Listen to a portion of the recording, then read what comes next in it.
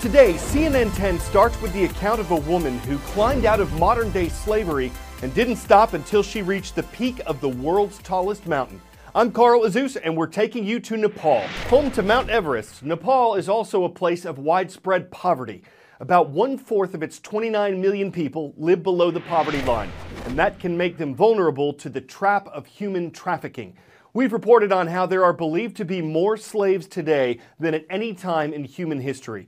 This includes people who are forced to leave their homes, forced to work, people who are abused, taken advantage of, or confined to one place. And 28-year-old Kanchi Maya Tamang says she was one of them. But her story didn't end with the people who once threatened to kill her if she tried to get away. Her journey took her from the depths of captivity to the height of Mount Everest. Kanchi Maya Tamang is going home a hero. It's been 7 long months away, and in that time, she conquered the greatest human challenge of all. She climbed Mount Everest. It's an unlikely turnaround. Until just last year, she says she was trapped in what is known as modern-day slavery. She tells us she was a maid for a rich Arab family in Cairo. She was exploited, she says, abused, a prisoner. Tamang says she was never allowed to leave the house without minders. She even says her passport was confiscated. The power dynamic was clear. She says she was enslaved, and it lasted for 6 years. Tamang tells CNN she begged and pleaded that she needed to return home to see her ailing mother. As sometimes happens in these cases, her employers eventually relented, and she was free. Now Tamang was a woman on a mission. She wanted to raise awareness about modern-day slavery to make sure what happened to her didn't happen to others. If you speak out normally, it's difficult to get attention, she says. But when you speak out from the top of the world, people sit up and notice. And for Tamang, the top of the world was Mount Everest.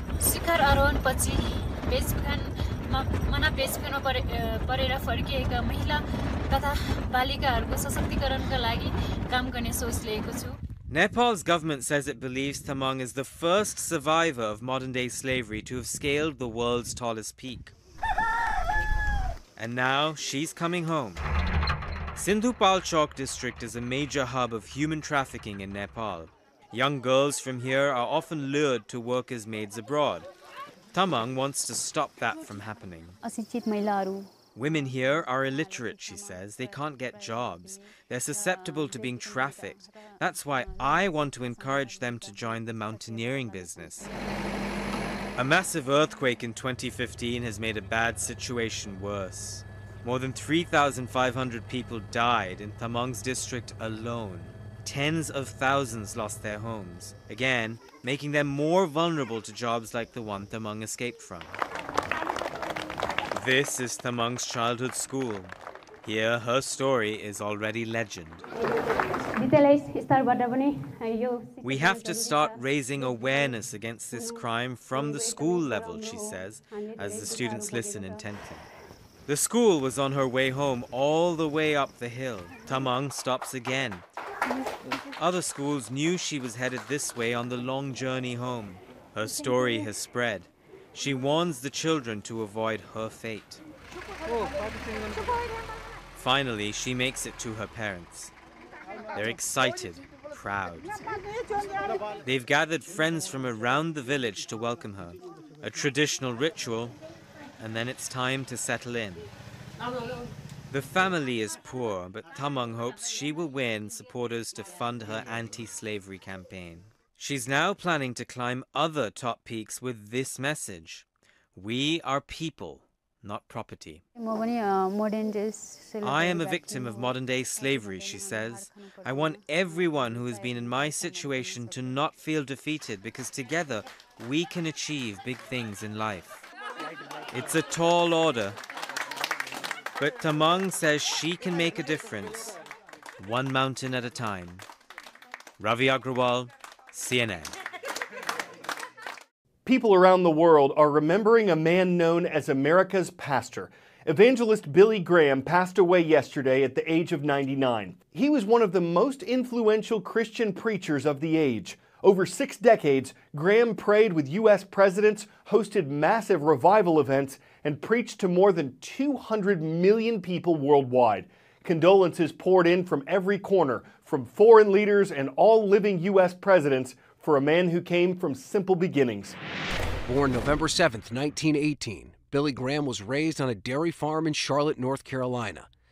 When he was 15, he attended a revival.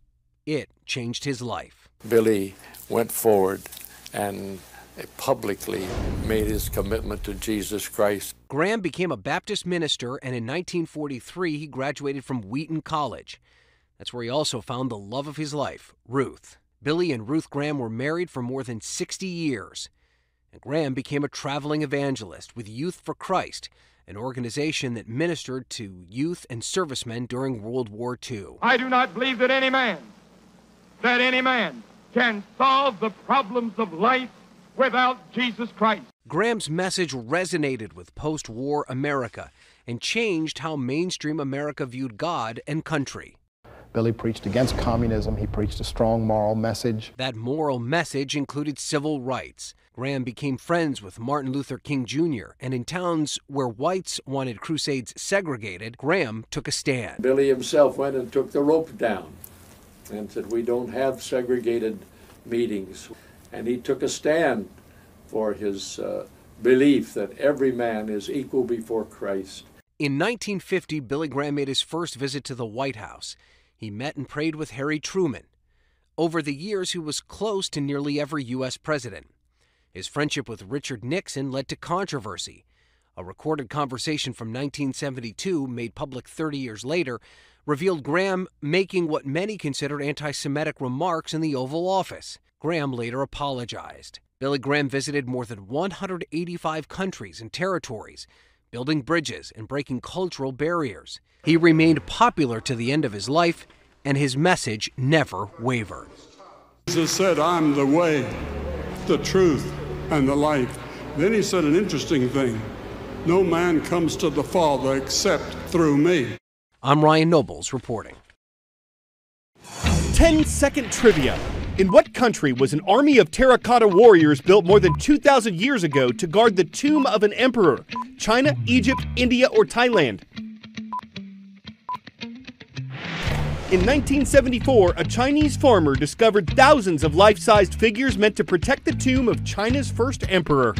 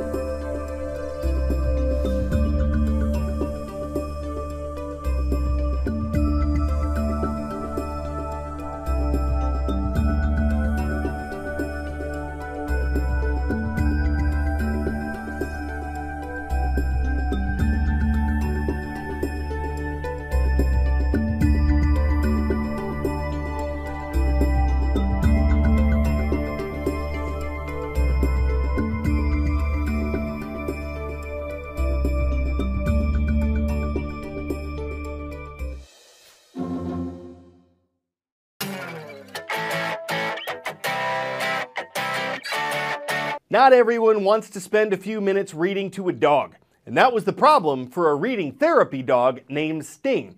Usually kids read to him at a Minnesota library, but one day no one came, so his owner posted a picture of him in the reading room, all alone, and let folks know when he'd be back.